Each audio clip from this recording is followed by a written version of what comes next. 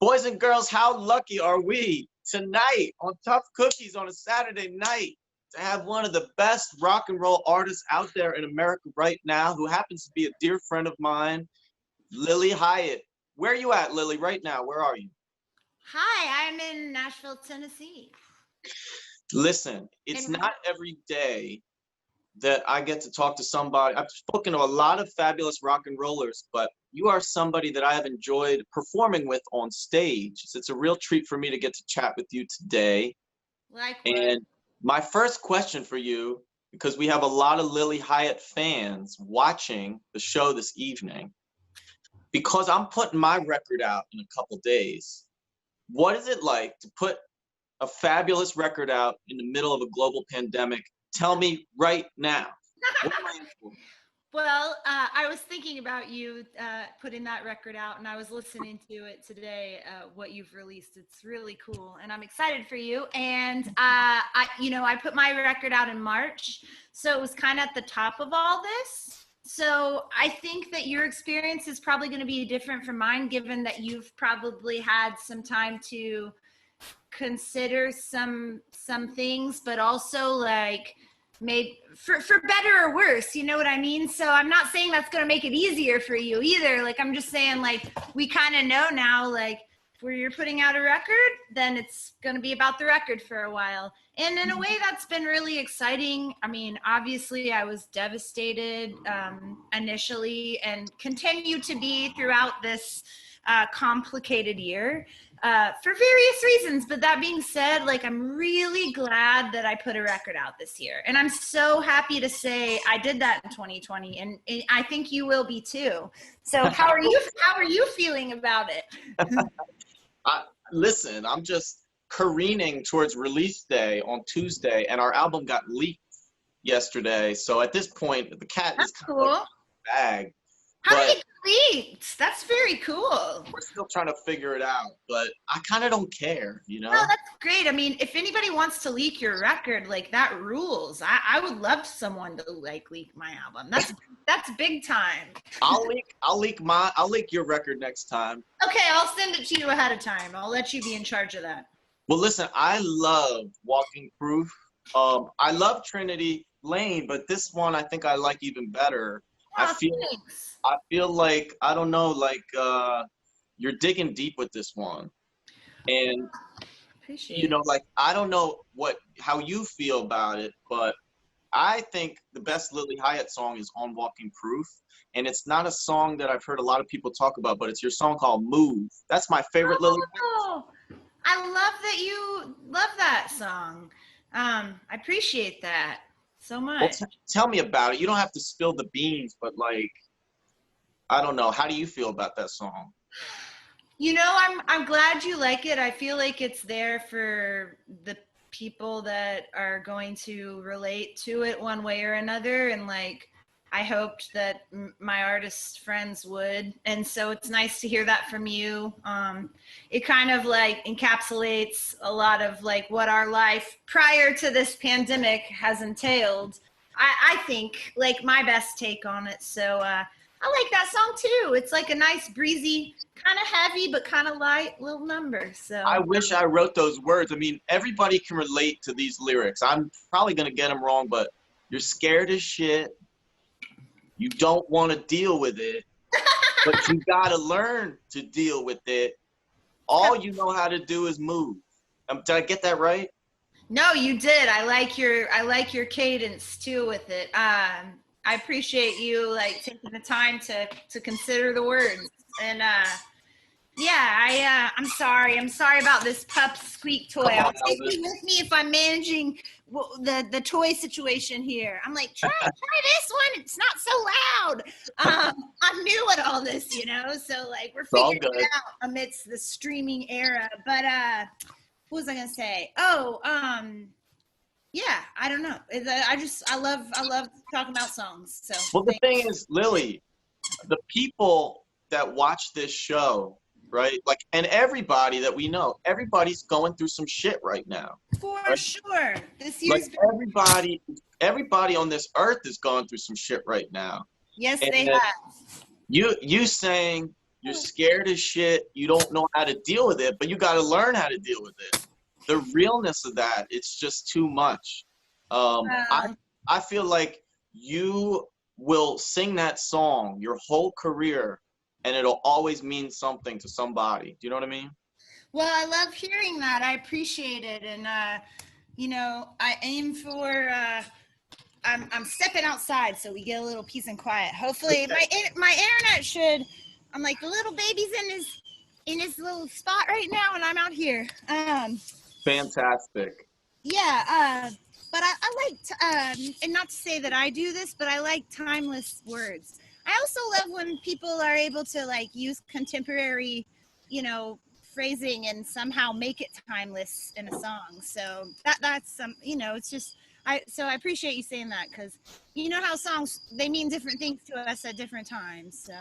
Well, speaking of like contemporary phrases in your song, P-Town, which I also love, which is such like a cool little snapshot of, I don't know, like I think about like life on tour and the pressures of being a rock and roll artist in the 21st century, and you have that day off and you're supposed to feel good about things, but you kind of don't. Yeah, you're sad or grumpy. But I say it is what it Yeah. is all the time because I'm from New Jersey and we say that all the time. So I mean, I get it. Everybody says it, Sometimes that's the only thing there's to say. well, listen, Lily, you are what I like to call a rock and roll lifer. Like you're in this for a life sentence. And if you can make it through a pandemic as a recording and performing artist, you can make it through any damn thing. So I wanted to ask you, what have you been doing these last 7 months to stay busy, to stay creative? Well, I have been doing kind of like patchworking a career together and like yourself, and I've been really impressed with you and your like resilience through this and your ability to just jump in and do like excellent streams that get noticed. That's the big deal, and like you just jumped right into that. And I've been trying to just be deliberate with my energy and take opportunities that come to me, streams, cool stuff like this, collaborations with friends. I've sung some harmonies on some stuff, written some stuff, considering recording it now. But that being said, it's been such a hell of a year that I'm like, I've had so many different ideas that have changed so many times that I'm like, just let it. I'm finally at a place of somewhat feeling a little more peaceful about all that that happened in terms of my tours getting canceled, and I was really angry about that for a while. And in a way, all of us were. We were bummed. Everybody, like you said, like this year, people have been going through some shit. So yeah, having your job just completely change has been weird. Can you hear me?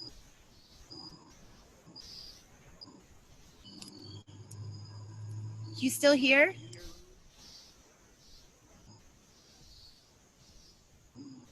QC?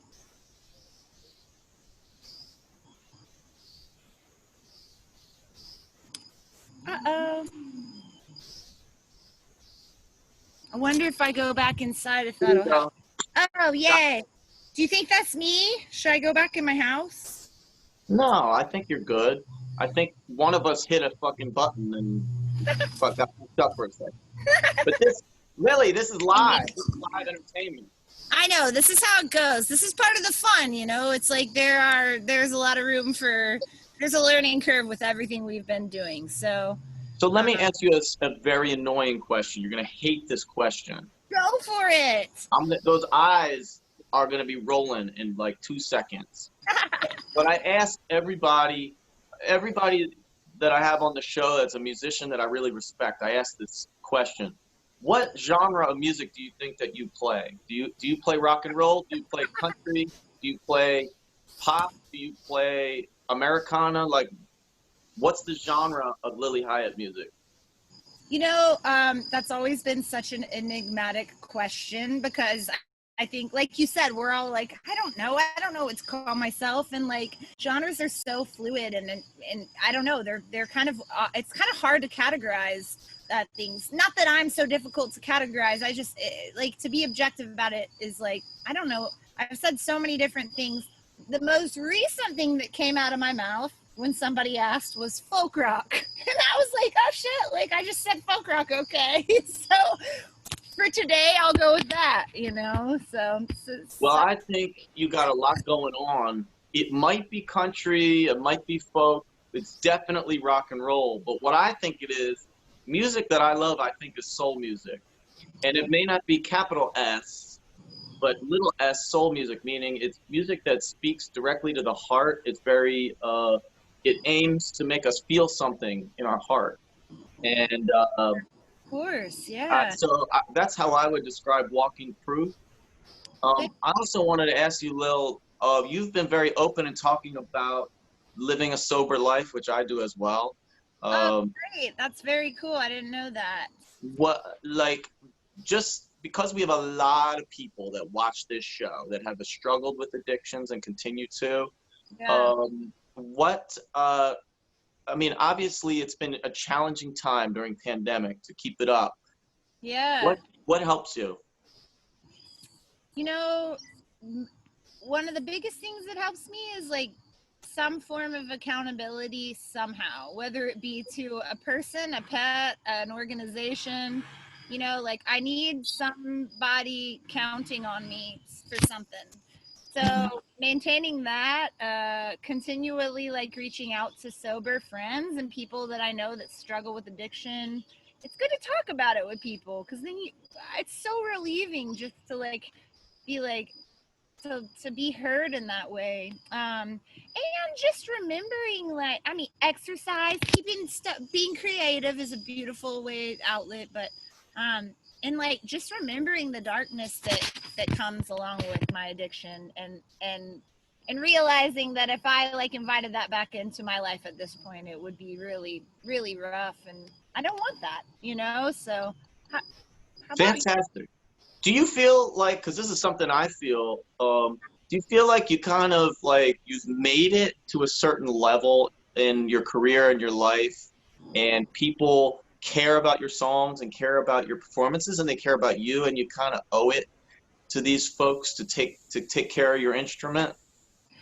That's a great point, and I love hearing that. And yes, I mean, it's like that is a nice form of accountability where it's like I sing about this, like you do too, and like yeah, like you gotta be able to show up and be present for this thing that we've decided to be a part of with that involves other people. We kind of like cultivate these little communities that mean so much to us, and it's like yeah, to kind of stand there center stage for that, like it would be really hard to be immersed in addiction.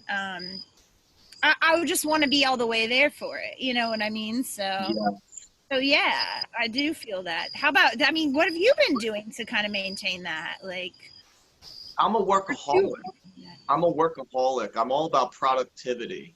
yeah, that's good to be all about, you know. And I'm trying to make sure that that's not an addiction, but I just I feel a sense of purpose during this pandemic, and there's so much brokenness in the world and the country around us.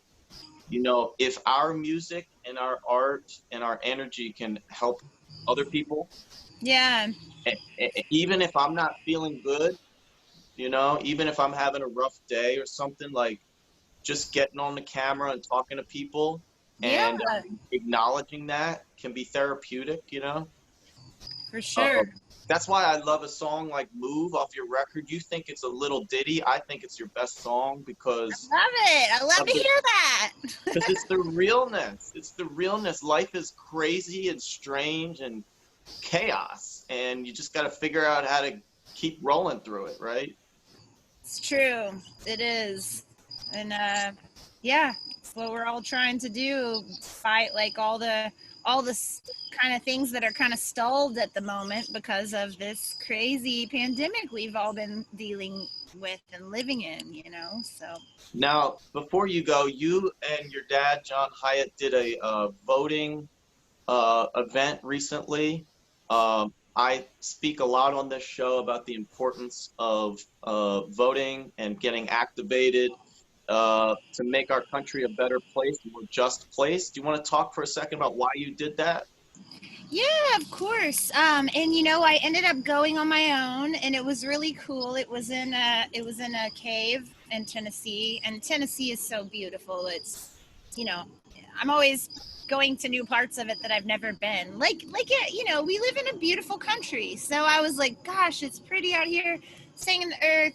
It's organized by these really great people that they're just trying to encourage early voting and get the word out, early informed voting. And so and I think that's a big part of things. It's like i've I've taken the time to read up on a lot more these last few months and kind of learn about you know, and dig a little deeper in terms of, you know, candidates and their history and what they stand for. And you know, because I understand what I stand for and what I'm about, but sometimes, you know, there politics, they are layered, and you know, as we all know, they're complex, and there's a lot to, you know, the cabinet and the presidency and all that. So Right. it's like and it's really important right now. Like, we're in, like you said, like, I feel purpose this year too, and not to, you know, stand up and tell people, you know, go left or right or go center or whatever, but more to like inspire people to want to